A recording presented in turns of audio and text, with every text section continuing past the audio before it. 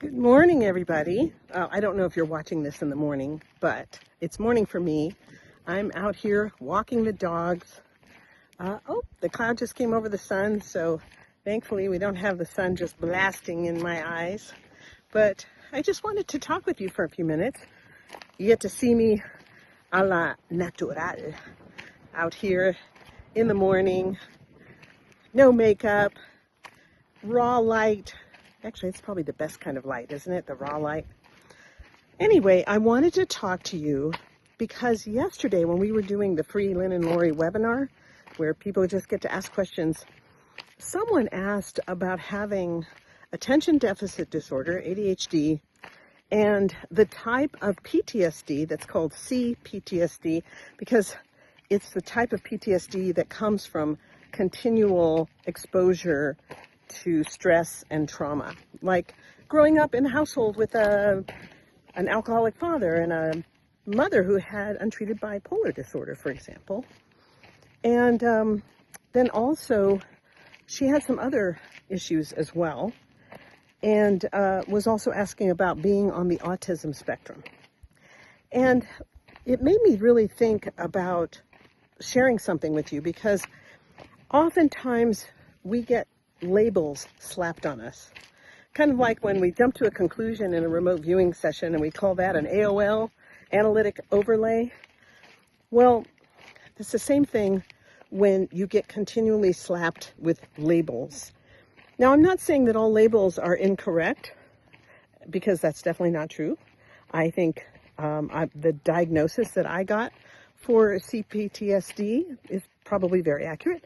The diagnosis that I received for ADHD is also accurate. Here's the thing, though. Those labels do not have to slow you down. They don't have to define who you are, and you can choose to work with them. And so you can choose to be really productive. You can choose to be happy. You can choose to be somebody who really makes a difference and who lives a life of service. If that is your destiny, or if that is the thing you feel called to, don't let any labels stop you. Just know that you can do whatever you feel led to do. And here's the thing. You have to incorporate tools to help you. And I make use of tools all the time. Now, some people find that certain medications really help them stay balanced, and I'm all for that. If you find the right physician or the right therapist and you are on medication that really helps you stay balanced and free, more power to you. I applaud you for that. I have not.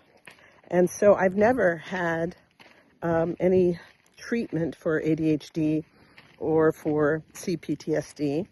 And so because of that, I find other tools that really help me. For one thing, I have to say that learning and practicing CRV regularly has really helped me to overcome years and years of chronic anxiety.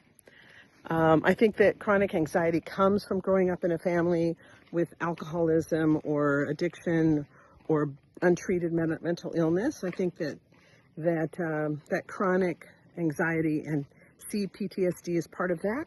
Also, having been in what amounted to a religious cult for a number of years from a very young age, 14 and a few weeks old, until I was 34, that also comes with its own load of trauma and, weird weird thinking that gets implanted in your brain. So how do I combat that and manage to run a company, the most successful remote viewing company in the world, and still be able to do all the other things that I do and enjoy life out here on our acreage in New Mexico and have a very happy, successful marriage and be a mom and a grandma? How does that work? Well, I use tools. I use apps, a number of apps that I find very helpful. The Tapping Solution app is one that I use, and I'm not an affiliate of theirs. I'm not making any money from recommending this to you, but I do want to say that the Tapping Solution app is a key. I also really like The Miracle Morning. It's super helpful and it's got tons of great stuff in it. I sometimes use the Chopra app, which has a new name now that I can't remember, but it's the one that Deepak Chopra put out, and it has wonderful meditations and lots of great teaching in there. I enjoy the Calm app, and I use that daily, especially at night for sleep stories. I also try to find uplifting things to listen to or watch, especially at night, from YouTube, believe it or not. I like listening, for example, to near-death experience stories. And I say listening because I don't usually watch them. I'll usually put one on, and then I lay down to go to sleep, and I'll be listening to it as I fall asleep. And I find that that's also really uplifting because they're almost always very uplifting. Brief summaries of really good best-selling books that you can watch or listen to or read. And also Blinkist is helpful. If you've never heard of Blinkist, it takes really popular books and uses those also as ways to get great self-help stuff in a very short period of time. And every now and then, you just need a break from the stress of the world, and you can get that as well from some really good, fun fiction. Reading good fun fiction is something else that I do now and then. I also find great solace in journaling. I find that journaling is a huge tool for me. Because of the ADHD, when I listen to something for meditation, I find that that's very helpful, like a guided meditation as opposed to just sitting in silence by myself. And so a lot of people with ADHD will relate to that. I hear a lot of people say, I have ADHD, I can't meditate. But if you do a guided meditation, a lot of times that's what works for people with ADHD. So I just wanted to share all this with you. I think that it's really important to take care of yourself and to actually be kind of militant about self-care. You can be militant about self-care in a way that puts your self-care and your mental health and your well-being first. Because how can you help anyone else if you don't have that first? Be sure to get good exercise as well. I find that on days if I go a few days without exercising, I immediately start feeling depressed and sometimes anxious. Exercise is key to mental health and to creating new brain neurons to stave off things like dementia and Alzheimer's. So I just want to really encourage you, exercise, good sleep, eating lots of fruits and vegetables and a plant-based diet is also really key. Avoiding salt, oil, and sugar as much as you can. Jim and I are definitely not perfect. We'll be 100% for a few days, and then we'll have a day where we are out and we're eating in restaurants and stuff. So I say we're about 80%.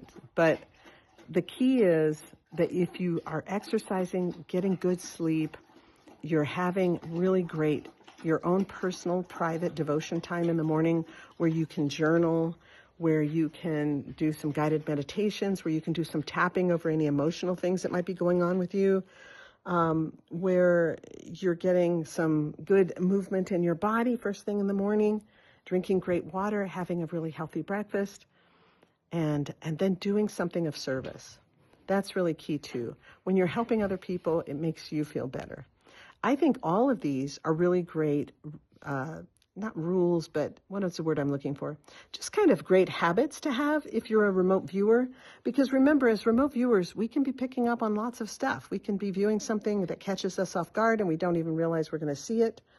So having a great foundation and taking care of yourself is really key. And so for anybody out there who's thinking, well, I can't do this because I have this condition, or I can't do that because I have this problem. Just remember that you can overcome anything, and don't let those things define you, and don't let them hold you back. I love you all very much, and I'll see you soon.